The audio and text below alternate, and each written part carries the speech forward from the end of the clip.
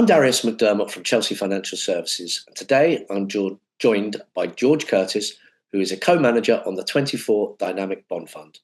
Morning, Darius. So I think with any fixed income discussion, we need to talk about rates. I'm sure interest rate movements are a big part of your overall thinking with respect to each individual bond, but also at a portfolio level. So central banks, what are we expecting from the major central banks, and what are you sort of thinking about with respect to the duration on the fund? Yeah, so good question. Very high level, we think, across the developed market, central banks, the ECB are done. I think they're comfortable at the 2% level. But we think probably the Bank of England and the Fed will likely cut a few times. We expect that cutting path to be pretty slow and pretty cautious, mainly because the balance of risks become more two-sided as they approach neutral, which is this level of interest that neither stimulates or constrains the economy. Ultimately, the market is largely pricing in the cuts that we are expecting. So we don't really expect a large rally in duration outside a more material slowdown in growth. We have rates exposure, both for the liquidity it provides and for the protection, on that downside scenario if we were to have a recession. But we are not a super long duration, roughly 4 years in the fund at the moment, which is down from about 4.5 at the beginning of Q4 last year. Okay. So what parts of the market are you finding most compelling? I mean, again, the other part of fixed income, really, the narrative for the last, whatever it is, 12, 18 months, are that spread, the bit that you get paid over the government bond for taking that credit risk, has been quite tight. So are there sectors where that spread is attractive, or is it more country-based, or where are you seeing that opportunity today? Yeah, so top down, I think credit in general still offers attractive risk reward, relative to rates and relative to other markets. You've got strong corporate fundamentals, you've got high all-in yields, which give you good downside protection, and you've got low volatility. But as you rightly point out, given the spread environment, we think you have to be highly selective. I think within credit, one of the key things for credit investors this year will be missing any credit accidents.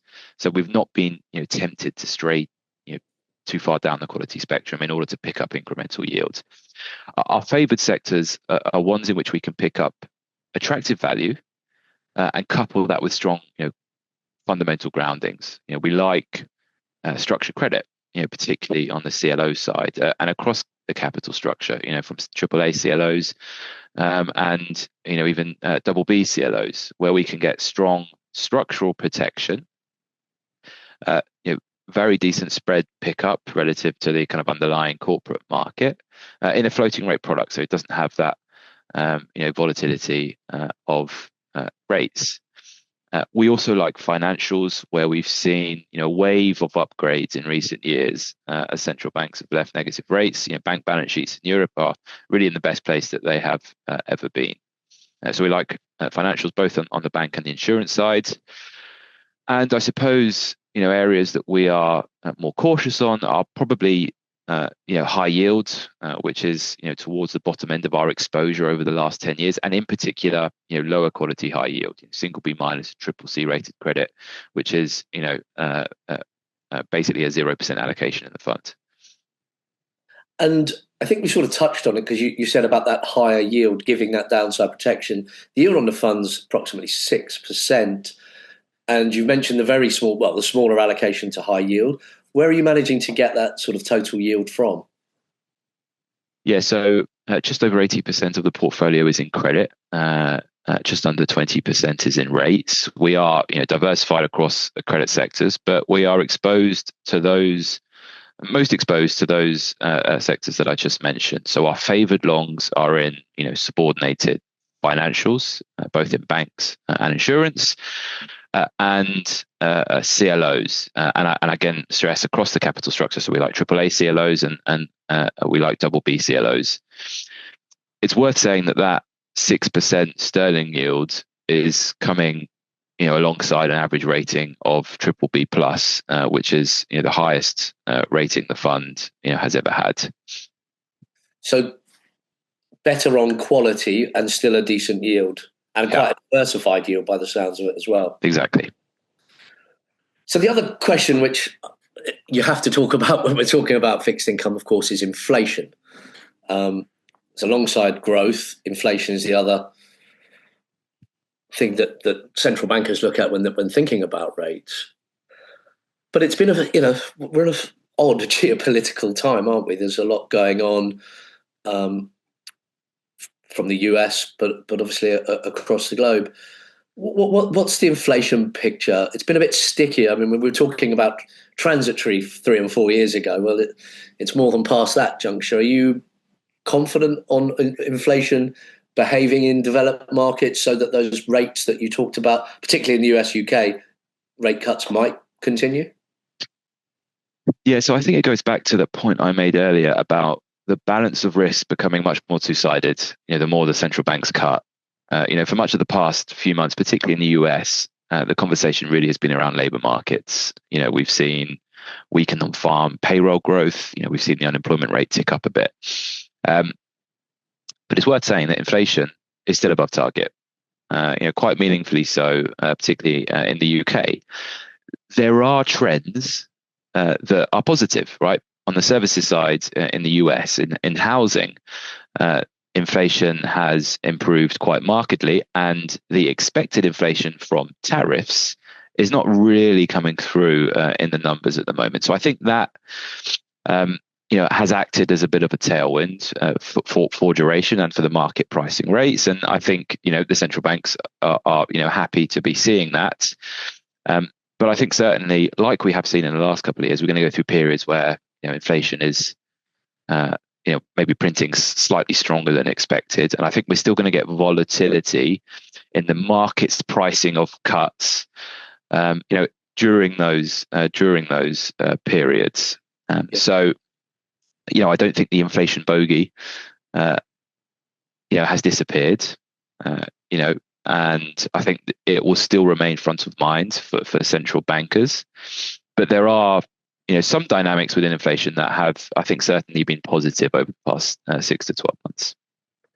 And you touched briefly on tariffs, and God knows we all talk too much about tariffs in 2025, but is there a lagging effect, do you think, for that inflation? I mean, again, if you just put into Google what the tariffs mean, well, I think inflation was one of the answers that came up. Yet, do you think that's going to be a lagging effect into 26 or slightly overplayed? I think it could be, yeah.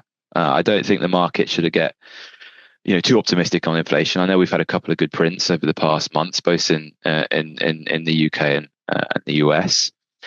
But I think part of the lack of reaction in inflation that we've seen, from tariffs might just be because producers, corporates have taken some of that margin hit, and have taken that margin hit whilst labor dynamics have been weakening. So maybe in 2026, if growth is solid, which it's expected to be, and maybe jobs growth improves a bit, maybe corporates start to push a bit more of that price onto the consumers. So I definitely think that's a dynamic that is possible. I would say that we've been surprised by the lack of impact so far, and there have been articles and actually studies one by the San Francisco Fed recently, which have alluded to the fact that maybe the inflation pressure from tariff will be lower than people were expecting.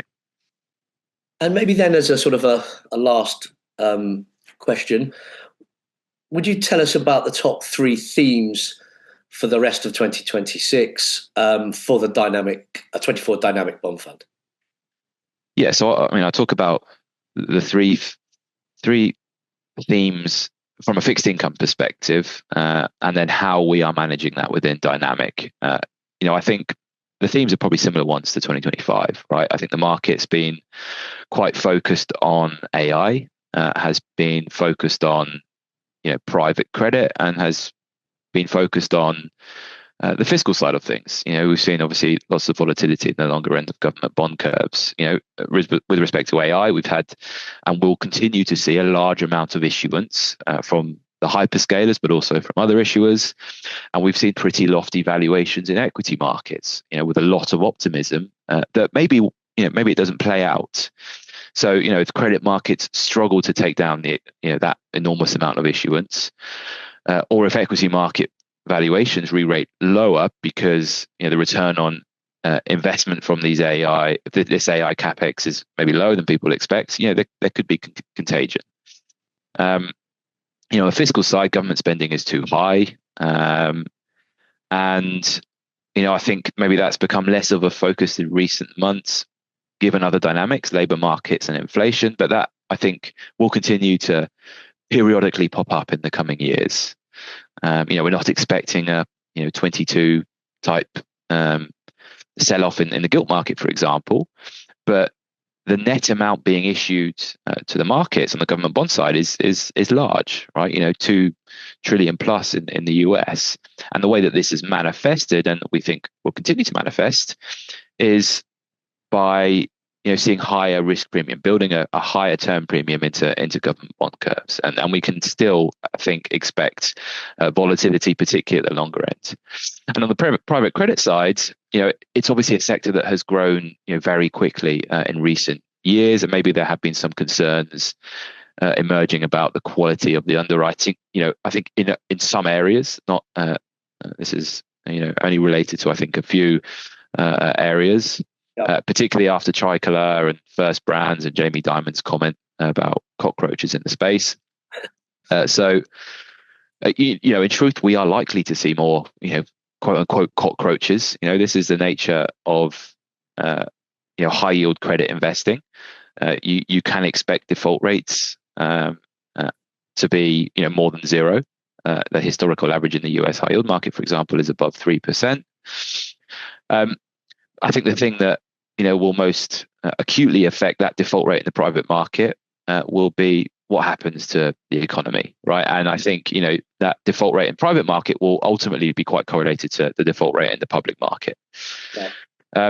So from our perspective, Dynamic has no direct exposure, to AI.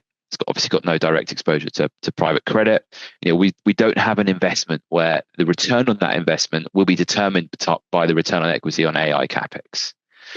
Yeah. We are not exposed to the vagaries of the long end of the government bond curve. We don't have any 30-year exposure in any currency, and of course we focus on liquid, public credit, and we do have a lot of liquidity, and we have flexibility. So I think in this environment in particular, maintaining that flexibility, maintaining that liquidity, focus on strong, rigorous due diligence from a bottom-up perspective, and you're very well placed to take advantage of any credit volatility if we were to see it.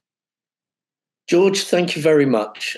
And if you'd like more information on the 24 Dynamic Bond Fund, please do visit chelseafs.co.uk.